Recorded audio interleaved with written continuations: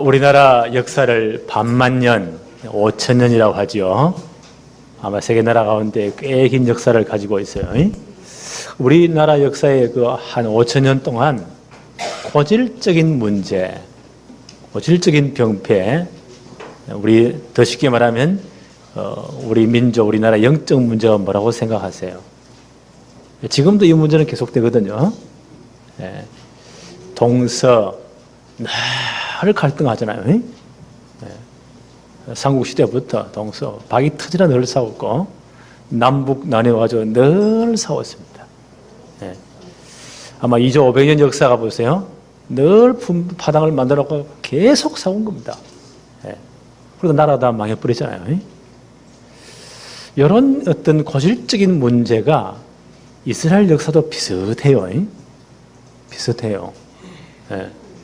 그래서 이스라엘 역사를 잘 보면 고질적인 병폐, 영적 문제가 이 지파의식 때문에 어느 지파가 높냐. 이스라엘 전체가 12지파로 되어 있지 않습니까?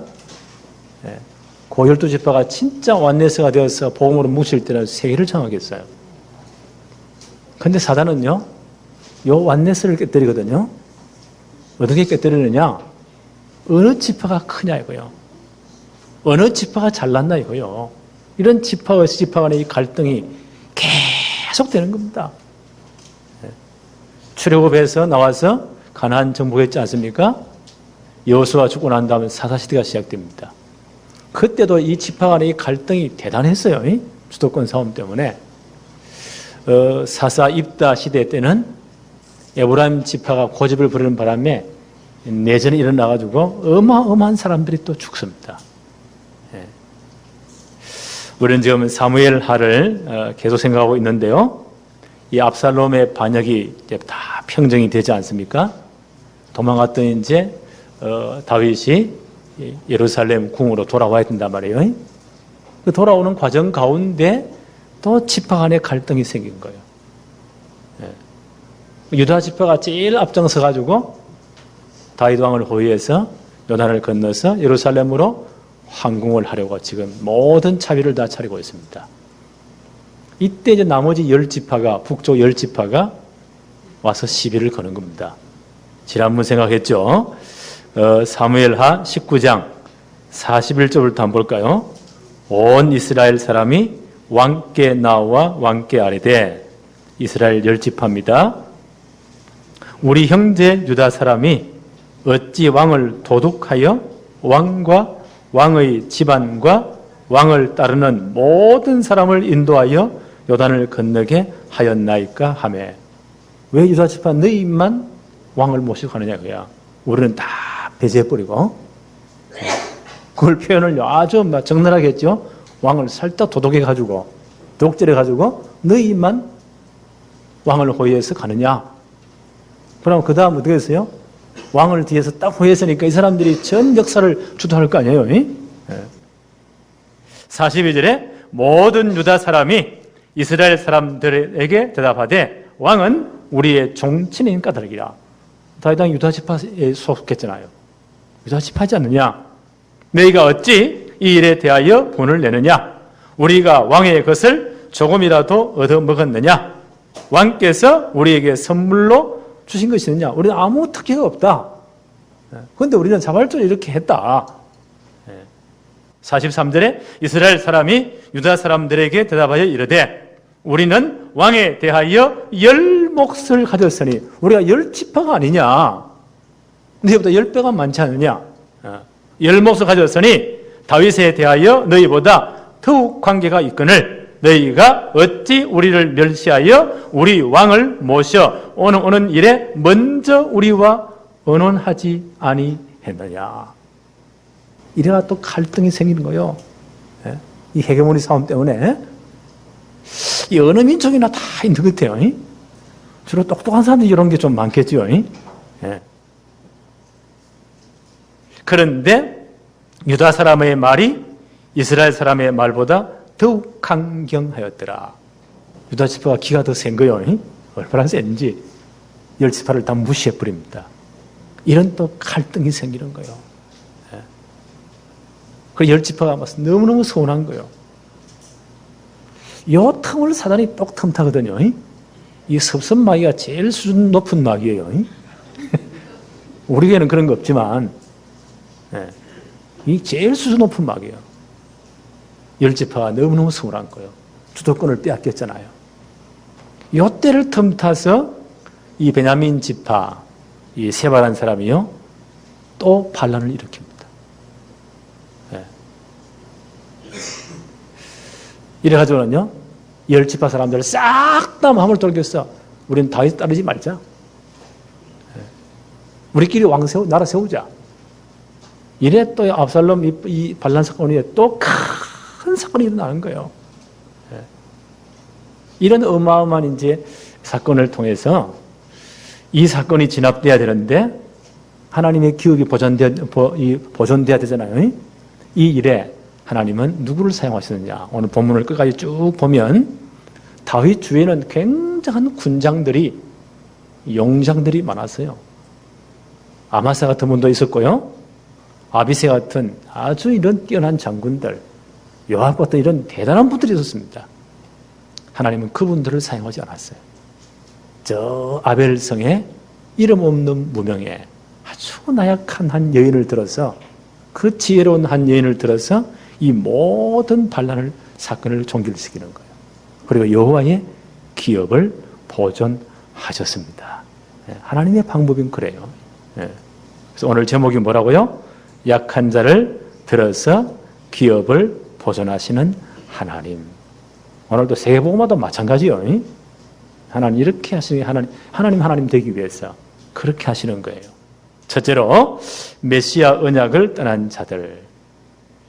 오늘 사무엘하 20장 1절 2절을 자세히 한번 봅시다. 마침 거기에 불량배 하나가 있으니, 이런 갈등이 막 생기는 가운데 이 사단이 틈을 타지요. 아주 못된 놈이 한 놈이 있습니다. 그의 이름은 세바인데 베냐민 사람 비그리의 아들이었더라. 사울왕이 베냐민 지파 출신이잖아요. 사울 왕권이 빼앗기니까 늘 이 사람들은 불만이 있는 거예요. 여기에 세바라는 사람이 딱 일어납니다. 그가 나팔을 불며 이르되 우리는 다윗과 나눌 분깃이 없으며 이새의 아들에게서 받을 유산이 우리에게 없도다. 이스라엘아 각각 장막으로 돌아가라. 우리는 다윗을 왕으로 인정 못한다는 말이에요. 우리끼리 다 이제 왕 세우자는 거예요. 나라 하자는 거예요. 다윗의 왕권을 거부하고요, 반역을 또 일으킵니다. 2절에 이에 온 이스라엘 사람들이 다윗 따르기를 거치고, 이런 감정이 있으니까, 그죠? 주도권을 유다지파에 빼앗겨버렸으니까 열지파가 싹 돌아서 버립니다. 이에 온 이스라엘 사람들이 다윗 따르기를 거치고 올라가 비그리의 아들 세바를 따르나 유다 사람들은 그들의 왕과 합하여 요단에서 예루살렘까지 따르니라. 이어서 나라가 이제 반쪽해질 이런 큰 위기에 지금 처한 겁니다. 이 다윗의 황궁 문제로요, 유다 지파와 다른 열 지파 간의 이런 주도권 싸움 때문에, 여기에 보세요, 사단이 틈을 탄 거예요. 이게 이스라엘 역사의 고질적인 병폐입니다. 나이다부터 싸우는 겁니다. 아까도 말씀드렸지, 우리 2조 500년의 교훈이 뭐죠? 서로 나눠 싸우다가 나라 망했다. 역사 보면 그거밖에 없어요. 에베소서 4장 26, 27절에 이렇게 권고합니다. 분을 내어도 죄를 짓지 말며 해가 지도록 분을 품지 말고 마귀에게 틈을 주지 말아라. 마귀는 또 요 틈을 타고 들어가요. 그래서 분리시켜 버립니다. 그래서 깨어버립니다. 그래서 열 지파가 지금 어떻게 합니까? 신정왕국을 거부해 버립니다. 하나님이 왕이 되어서 대리자를 세우시잖아요. 그게 다윗입니다. 그게 다윗 왕국이에요. 그 다윗의 왕권을 거부해 버립니다. 도전해 버립니다. 이것은 신학적으로 굉장한 문제가 있는 거예요. 다윗에게 세워주신 메시아 언약을 정면 도전하는 거예요. 그렇죠? 하나님이 다윗에게 세우신 메시아 언약을 내 후손을 통해서 반드시 그리스도 오실 것이다. 그래서 마태복음 1장 1절에 어떻게 기록되어 있나요? 아브라함과 다윗의 자손 예수 그리스도의 족보다 그랬잖아요. 이 다윗 왕국과 다윗을 거부하는 것은 다윗에게 세워주신 메시아 언약을 정면 거부해버리는 거예요. 이 말은 나는 예수 안 믿겠다는 말이에요. 이건 하나님의 구속사에 대한 사단의 도전입니다. 여기에 세바가 앞장서는 거예요. 참 안타깝지요. 다윗이 죽고 난 다음 솔로몬이 왕이 되지 않습니까? 솔로몬이 왕이 되어서 최고의 영광을 누립니다. 솔로몬의 아들이 누구죠? 르호보암. 이 양반이 좀 모자란 사람 같아요. 솔로몬한테 그 어마어마한 나라가 영광스럽고 엄청난 또 백성들이 동원되어 가지고 어마어마한 건축물도 쌓고 세금도 많이 냈잖아요. 그 아들이 이제 왕이 되니까 백성들이 다 모여서 이런 부탁을 했습니다. 당신 아버지 때에 우리가 너무 많은 세금도 내고 많은 노역도 했습니다. 세금도 낮춰주고 이렇게 법도 좀 고쳐주십시오. 그럼 르호보암은 어떻게 돼요? 그 아버지 때에 함께했던 원로들을 중심으로 해서 나이 많은 분들이 물어봐야 될 거 아니에요? 어떻게 하면 되겠습니까? 그럼 답이 나올 거 아니에요? 그런데 이 양반이 보세요. 자기 친구들, 하여튼 철없는 인간들 쭉 모아놓고요. 어쩌면 좋겠냐? 이 철없는 것들이 말하기를 이렇게 답을 하라는 거예요. 내 엄지손가락이 우리 아버지 허리보다 굵으니 어떻게 엄지손가락이 아버지 허리보다 굵겠어요? 내가 그만큼 힘이 있다는 말이죠. 우리 아버지는 몽둥이로 이렇게 살살 말로 했다면 나는 몽둥이로 너희들 다스릴 것이다. 어디 왕권에 도전하느냐?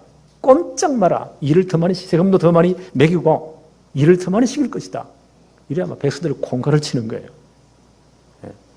마치 지금 김정은이 공포정치 하듯이 이러니까 전 백성들이 마음이 돌아서 버리는 겁니다. 이때 이제 그 에브라임 지파의 여로보암, 르호보암, 여로보암 비슷하지요? 여로보암 사람이요? 반역을 일으키는 거예요. 우리는 저 다윗의 자손들을 따를 수 없다. 이래가지고는요, 나를 반쪽에 버립니다. 그때 여로보암이 구호를 외친 것이 요 구호와 똑같습니다. 우리는 다윗과 관계없다. 그래서 이제 남북이 나눠지는 거예요. 이래 치고받고 싸우다가 다 망해버린 겁니다. 이게 이스라엘 역사의 고질적인 병폐예요. 이게 영적 문제입니다. 우리 민족하고 비슷해요. 이게 지금 교회를 지금 파고든단 말이에요. 우리 이런 부분을 굉장히 우리는 영적으로 깨어서 조심해야 돼요. 그래서 아마 유목사님 메시지에 완넷이란 말이 계속 나오는가 봐요. 진짜 복음의 사람은 하나가 됩니다. 그때는 세계를 정하겠습니다. 사무엘하 20장 2절 한번 볼까요? 이에 온 이스라엘 사람들이 다윗 따르기를 거치고 올라가 비그리의 아들 세바를 따르나 유다 사람들은 그들의 왕과 합하여 요단에서 예루살렘까지 따르니라. 유다 사람들은 다윗과 함께합니다. 그렇죠? 끝까지 다윗을 따릅니다. 그래서 우리는 어떤 경우라도요 메시아 언약을 떠나서는 소망이 없습니다. 어떤 경우라도 그리스도 놓치면 안 돼요. 네. 어떤 분이 이러거든요. 나는 그 인간 미워가지고 교회 안 다닌다고. 그 꼴보기 싫어가지고 교회 안 다닌다고. 그럼 좀 더 확대 해석하면요. 그 인간 때문에 천국도 안 가겠다는 말이거든요. 그럼 그거 마치 손해가 어디 있겠습니까? 사단은 꼭 이 부분을 틈탑니다. 어떤 경우라도 메시아 언약을 떠나서는 소망이 없어요. 그래서 우리 교회들 진짜 영적으로 깨어있기를 바랍니다. 우리 민족도 이런 여러 가지 고질적 영적 문제 있다니까요. 이스라엘 민족 우리가 거의 좀 비슷한 점이 굉장히 많아요. 우리가 일제시대를 겪으면서 전 세계 우리 민족이 디아스포라 되어가지고요. 한인사회를 열지 않습니까? 특징. 절대로 하나가 잘 안 됩니다. 유대인들은요, 가게를 차려야 잘 되잖아요. 그럼 어떡하냐? 다른 사람이 들어올 때는요, 협상을 해요. 같이 시너지 효과를 내요. 둘 다 사는 전략을 써요. 우리 민족 어떡하냐? 한 사람이 가게가 너무 잘 된다. 그러면 옆에요, 우리 민족은 얼마나 독하냐? 하여튼 한국 사람을 따라잡을 민족이 없어요. 한 10년 전인가 하와이 가서 양명수 목사님, 이 양반이 재밌는 분이거든요. 뭐 만물박사 모르는 게 없어요. 그 산에 쭉, 하와이 그 산이 얼마나 울창합니까? 나무 하나가 완전 고사대가 말라 죽어버렸어요. 거기에 이제 능굴이 뺑뺑 들어가지고 나무 진액을 빨아버리니까 나무가 죽잖아요. 근데 그 나무 등굴을 가면 거기에 또 기생해가지고 붙어 사는 식물이 있어요. 그래서 그걸 또 죽여요. 그래서 하와이 사람들이 말하기를 이 나무 이름이 뭐냐? 학명은 잘 모르겠는데 코리안 플랜트라. 그걸 코리안 나무래요. 유대인들을 작살내는 사람이 누구냐? 코리안들이래. 우리를 못 따라갑니다. 우리는 새벽적인 울려 때부터 시작되잖아요. 이래가지고 별 보고 들어오잖아요. 이러니까 어떤 민족 우리를 따르겠어요?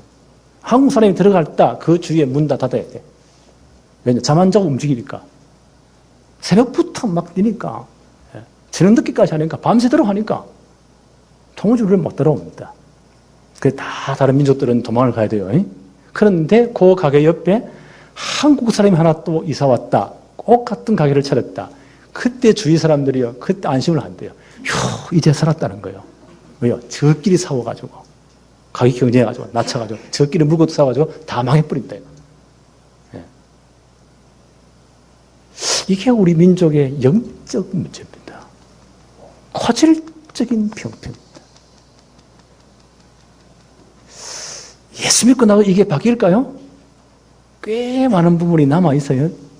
치유되는 분이 남아있단 말이에요. 이래가지고 교포교회 한번 가보세요. 교회까지 그 문제를 들어와가지고 치고받고 싸웁니다. 이래 쪼개가지고 엄청난 교회 수는 늘리는데요. 전 세계 쪽을 다 팝니다. 우리가 복음 안에 이거 치유돼야 돼요. 네. 나는 우리 민족을 치유하는 길이 복음에는 다른 길이 없다고 생각해요. 이제 남북 통일 이후에 진짜 저 북에서 상처받은 저분들을 누가 치유하겠냐 말이에요. 만약 우리가 이런 준비 안 하면요, 이제 통일했다 칩시다. 빈부격차 어마어마하잖아요. 이철 없는 돈 있는 것들이 가서 그 별장 짓고 폼 잡고 별의별 것도 다 할 거잖아요. 자만하면 폭동이 일어납니다. 어마어마한 충돌이 생깁니다. 그래서 이 복음 외에는 정말 우리를 하나로 만드는 복음 외에는 답이 없다. 그래서 나는 통일한국 그 이후에 진짜 어릴 때부터 배속부터 다락방 세대 완전 복음으로 뿌리 내린 모든 인생관이 바뀐 규모와 실력 갖춘 이런 지도자가 아니면 이 나라를 절대로 바로 만들 수가 없다. 라는 그런 확신이 있어요. 우리 민의 역사를 볼 때. 그래서 이제 감히 말씀드립니다. 통일한국 그 이후에 대통령은 다락방에서 나올 수밖에 없다. 나는 그렇게 생각해요. 아마 제 예언이 틀림없을 겁니다. 역사를 보니 그렇잖아요. 어느 교회에서 나올 거냐? 그건 하나님 마음대로요. 그래서 저는 이제 기도하기로 작정했어요. 성경에 분명히 말씀하잖아요. 예루살렘의 성벽 위에 파수꾼을 세워라. 너희 하나님으로 쉬지 못하시도록 기도해라. 하나님으로 24시간 역사하도록 기도해라. 나는 이 문제를 갖고 24시간 기도할 겁니다. 이제 기도하십시다. 네.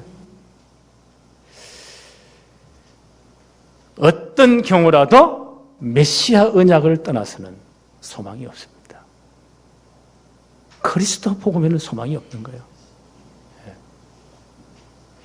요한복음 15장 4절 5절에 주님 이렇게 말씀하시죠. 내 안에 거하라.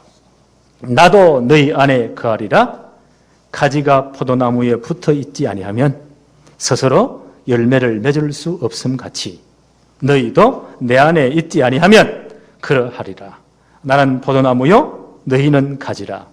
그가 내 안에 내가 그 안에 거하면 사람이 열매를 많이 맺나니 나를 떠나서는 너희가 아무것도 할 수 없음이라. 그렇지요.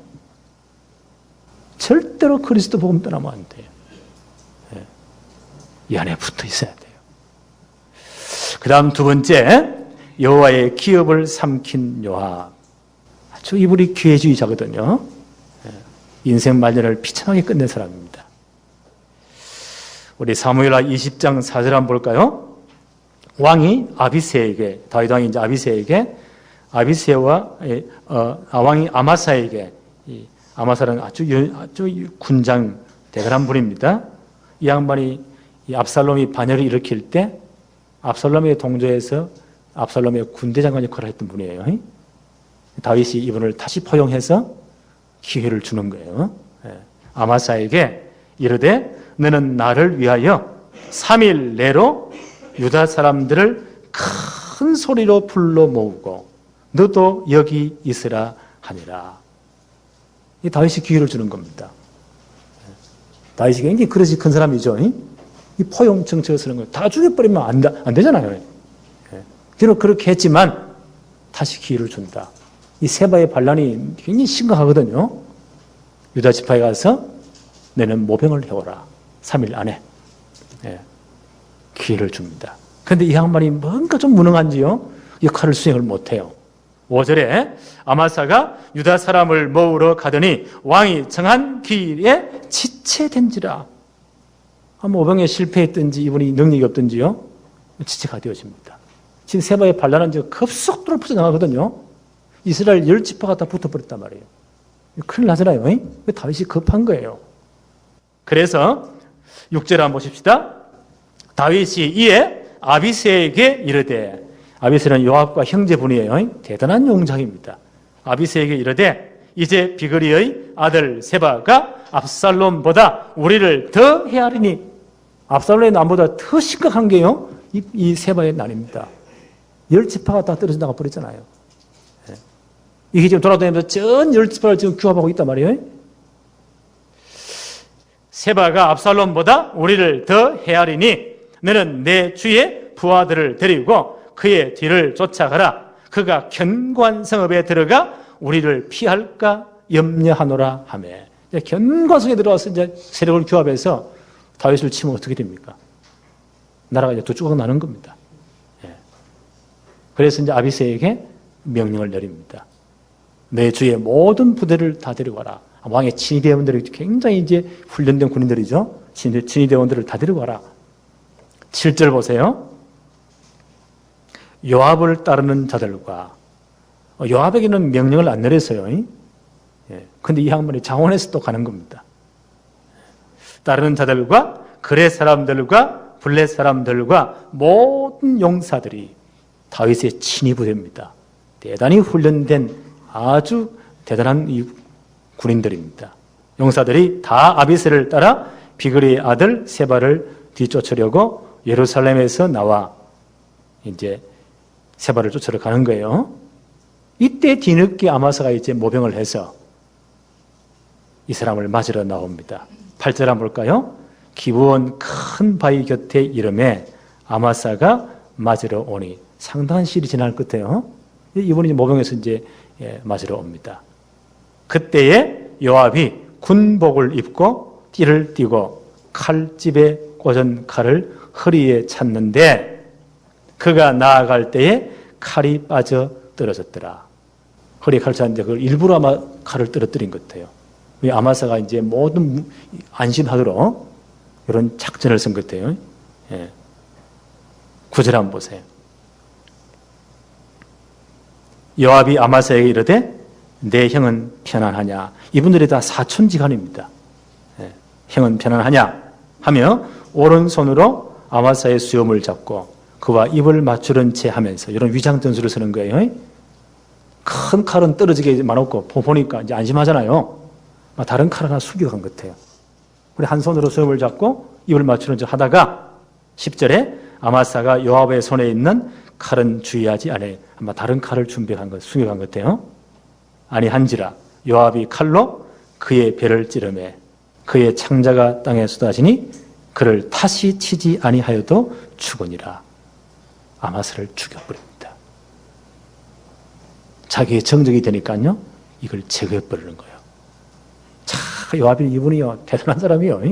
다윗을 가장 잘 알지만 다윗에게 가장 치명적인 여러 가지 손해를 끼친 사람이 이 사람입니다. 다윗의 포용 정책을 거부해버립니다. 왜요? 자신의 야망을 위해서. 아마사가 군장이 되면 큰일 나잖아요. 자기 밀려가기 때문에.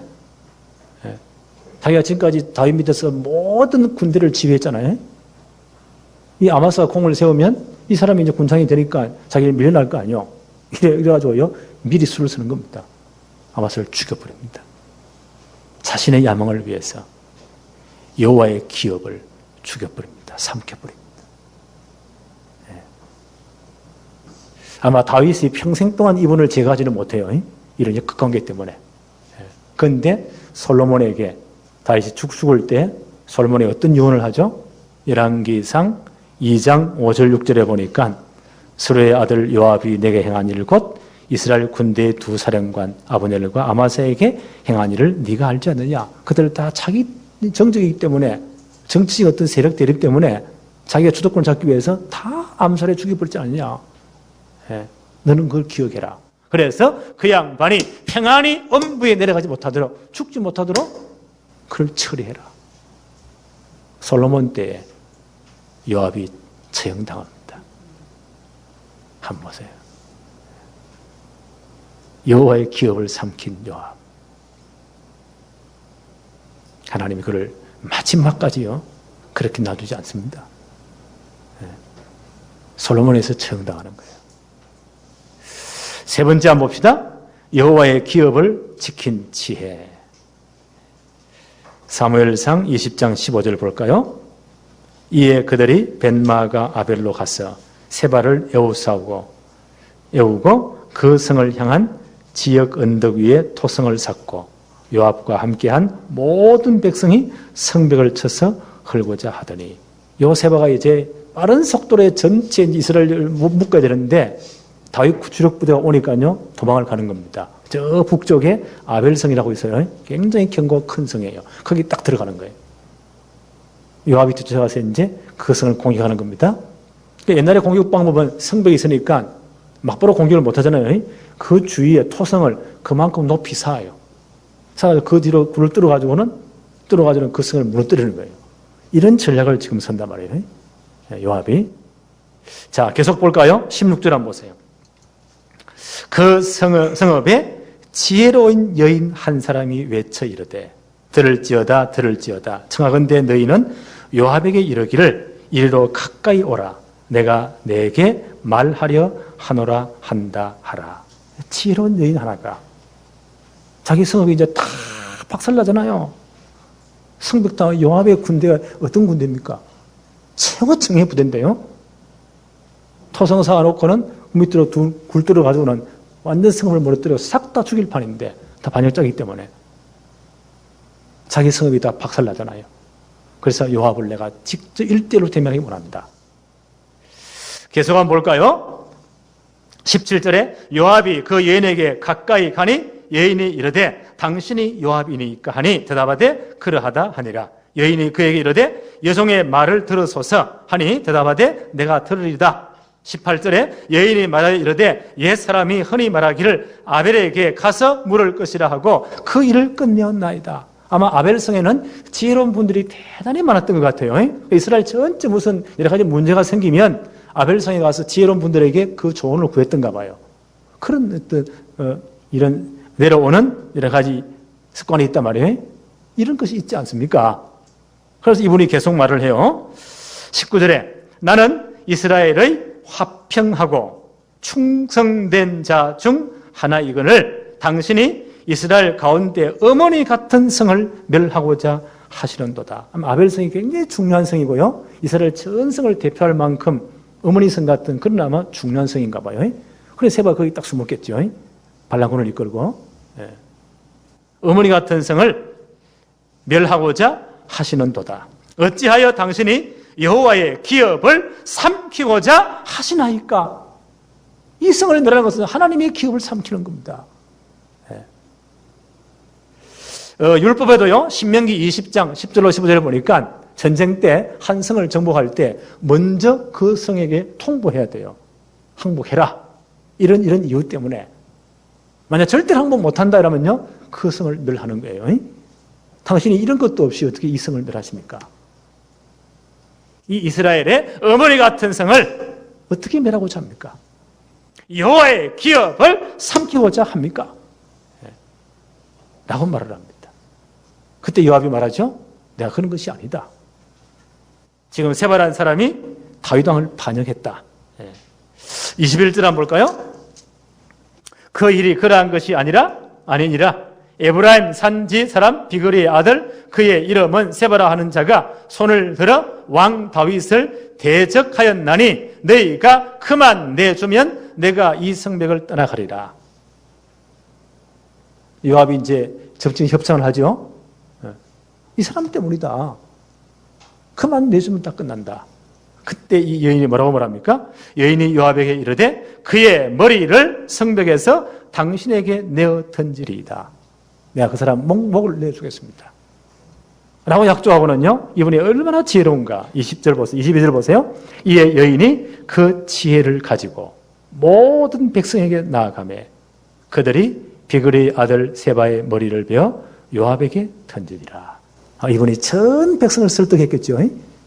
우리는 다 죽는다. 하나님이 왜 다윗을 왕으로 세우느냐? 다윗의 신정왕으로 해서 메시아를 보내심이 아니냐? 이 다윗을 반대하는 것은 메시아 언약을 거부하는 것이다. 우리는 다 죽는 것이다. 그래서 우리는 세바의 난을 동조할 수 없다. 전 백성들을 설득하는 거예요. 그 세바를 잡아다가 그 목을 쳐서 내어줍니다. 이에 요압이 나팔을 불매 무리가 흩어져 성읍에서 물러가 각기 장목으로 돌아가고 요압은 예루살렘으로 돌아와 왕에게 나아가니라. 이래서 모든 이 반란이 평정이 되어집니다. 한 지혜로운 여인 때문에. 그렇죠? 하나님 이 사건을 종결시키는 거예요. 전도서는 이렇게 기록하고 있어요. 전도서 9장 16절에 9장 13절 15절에 내가 또 해 아래에서 지혜를 보고 크게 여긴 것이 이러하니 곧 작고 인구가 많지 아니한 어떤 성읍에 큰 왕이 와서 그것을 에워싸고 큰 흉벽을 쌓고 치고자 할 때에 그 성읍 가운데 가난한 지혜자가 있어서 그의 지혜로 그 성읍을 건진 그것이라. 그러나 그 가난한 자를 기억하는 사람이 없도다. 전도서 9장 16절에 그러므로 내가 이르기를 지혜가 힘보다 나으나 가난한 자의 지혜가 멸시를 받고 그의 날들을 사람들이 듣지 아니한다 하였노라. 예수님이 이 한 지혜로운 자로 오셨습니다. 그래서 모든 사람이 죽게 되었는데 아담 하나가 범죄함으로 우리 모두가 범죄한 거예요. 그렇죠? 원자에 다 빠진 겁니다. 그래서 우리는 다 죽어야 돼요. 한 지혜로운 그리스도가 오셨어요. 그분이 대신 죽으심으로 복음이 완성됐잖아요. 그분을 믿음으로 우리 모두가 살게 되었습니다. 그런데 이 복음을요, 많은 사람들이 알지 못합니다. 이걸 거부해버립니다. 바울은 이렇게 말했어요. 로마서 5장 15절에 곧 한 사람의 범죄를 인하여 많은 사람이 죽었은즉 아담 하나가 넘어져도 다 넘어졌잖아요. 더욱 하나님의 은혜와 또한 한 사람 예수 그리스도의 은혜로 말미암은 선물은 많은 사람에게 넘쳤느니라. 이게 복음이잖아요. 로마서 5장 17절 18절에 한 사람의 범죄로 말미암아 사망이 그 한 사람을 통하여 왕노릇하였은즉 더욱 은혜와 의의 선물을 넘치게 받은 자들은 한 분 예수 그리스도를 통하여 생명 안에서 왕노릇하리라. 그렇지요. 세바 하나가 들어옴으로 반역자가 들어옴으로요. 그 아벨성 전체가 다 박살나는 거예요. 이걸 누가 구했죠? 한 지혜로운 연약한 여인이. 그 지혜를 가지고요, 이 성을 구합니다. 이스라엘 전체를 구합니다. 그렇잖아요. 그 엄청난 전쟁을 다 끝내는 거예요. 한 사람 예수 그리스도로 말미암아 모든 죄가 다 끝난 겁니다. 그래서 저주가 끝납니다. 로마서 15장 18절에 그런즉 한 범죄로 많은 사람이 정죄에 이른 것 같이 한 어려운 행위로 말미암아, 이게 십자가 사건이에요. 그리스도의 십자가 부활 사건이에요. 많은 사람이 어렵다 하심을 받아 생명에 이르렀느니라. 그렇지요. 우리는 이 복음을 받았습니다. 그렇다면 우리가 어떤 마음이 있어야 되죠? 이 복음의 안타까움이, 이 복음의 간절함이 있어야 돼요. 이 저주를 어떤 길로 풀 수가 없습니다. 창세기 3장의 저주를 풀 길이 없습니다. 창세기 6장 11장의 이 영적 문제를 풀 수가 없습니다. 그렇잖아요. 네. 복음에는 다른 길이 없습니다. 이 아벨성이 다 좀 죽게 되었단 말이에요. 요압 군대 어떤 군대입니까? 세바 하나 때문에, 반역 때문에요. 참 전성이 다 목이 잘리는 거예요. 이때 한 지혜로운 일이 일어납니다. 너무 안타까운 마음으로. 다 죽잖아요. 어떻게 이걸 살릴 것인가? 진짜 기도했겠죠. 그 간절함이 있으니 하나님이 지혜를 주시는 거예요. 그 지혜로 모든 사람을 설득합니다. 그래서 세바의 목을 쳐서 내줍니다. 이 반역이 다 끝나잖아요. 하나님의 기업이 보존되잖아요. 이게 전도자의 마음이에요. 우리 속에 뭐가 있어야 돼요? 이 복음의 간절함이 있어야 돼요. 나가서 전도에 뿌린다, 그 말이 아닙니다. 가서 막 설득한다, 그것도 아닙니다. 우리 마음 중심에 이 복음의 간절함이 있어야 돼요. 이 지혜로운 여인같이. 그럼 하나님 뭘 주시죠? 하나님이 지혜를 주세요. 살릴 지혜를 주세요. 우리 가정 가문을 보면서 복음이 아니면 절대 안 되구나. 어떻게 내가 이 복음으로 저들을 살릴까? 이 우리 마음에 간절함이 있으면 하나님이 뭘 준다고요? 지혜를 주세요. 하나님의 문을 열어주세요. 이걸 전도라고 합니다. 그렇죠? 오늘 이 마음이 회복되어지기를 바랍니다. 하나님은 이 마음을 가진 약한 자를 들어서 하나님의 기업을 보호하시는 거예요. 세상을 살리는 거예요. 우리 교회가 이 축복을 감당하는 최고의 은혜가 있기를 바랍니다. 하나님 아버지 감사합니다. 오늘 복된 주의 날을 허락하시며 오늘도 지혜로운 한 약한 여인의 그 헌신을 통해서, 그 마음의 간절함을 통해서 성읍이 구원을 받고 이스라엘 전체 가장 큰 피비를 난 전쟁이 종식되어 사오니 우리 아버지 하나님, 복음을 향한 이런 간절함이 우리 마음속에 일어나게 하여 주옵소서. 이번 한 주간 동안 이 간절함으로 우리의 현장에서 진정으로 복음운동, 기도운동 할 수 있도록, 전도운동 할 수 있도록 축복해 주옵소서. 예수님의 이름으로 기도합니다. 아멘.